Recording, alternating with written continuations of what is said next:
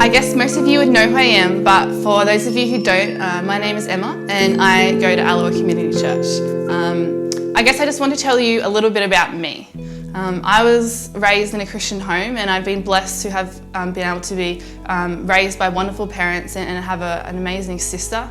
And I also have wonderful grandparents and aunties and uncles who go to this church, and so I can definitely thank God for that blessing.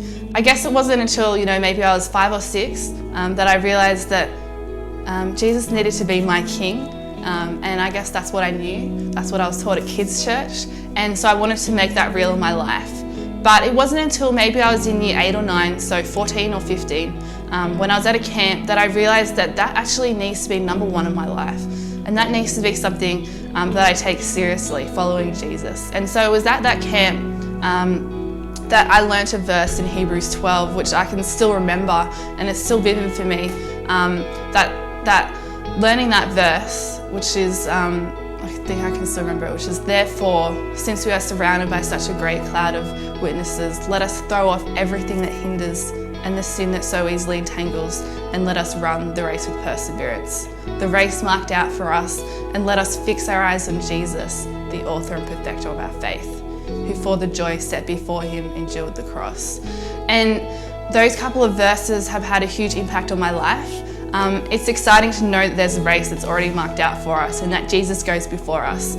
So it was when I was 14 or 15 that I recommitted my life to Jesus and really wanted to make it number one.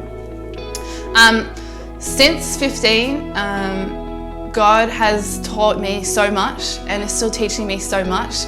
I have enjoyed, going to youth group, going to numerous camps.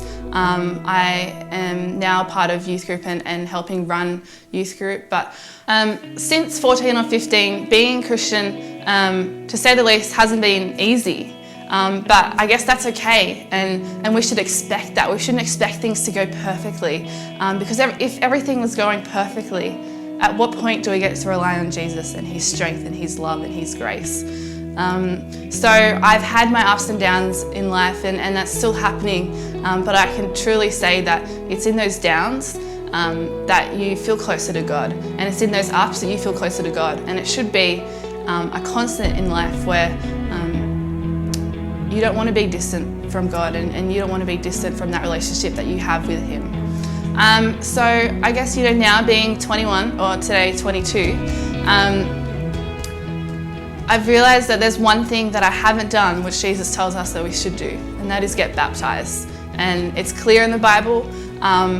So I guess today I'm making a stand, and I want to show everybody in my life who I love and who God has placed in my life, that Jesus is someone who I want to put as my number one, and I need people to keep me accountable for that. I want to show everybody how I feel on the inside. I want to do that as a symbol and show them on the outside how I feel. So I'm excited. I feel like, I've seen all my friends get baptised, and it's been a journey for me to get to this point, and I feel like God has taught me a lot, and now I don't see a reason why I shouldn't be getting baptised, and I'm excited to get baptised. I'm excited to tell people that I've been baptised, and I hope also that this can be an encouragement for other people who are thinking about getting baptised. It's something special to be called a child of God, and that's something that I hold dear to my heart, and that I'll never let go of. I guess also, the chapter in Matthew that says, Matthew 28, says go. Well, that's what I'd like to do. Make disciples, that's what I'd like to do too, and baptise them. And so today, I'm just trying to live out a little bit of that.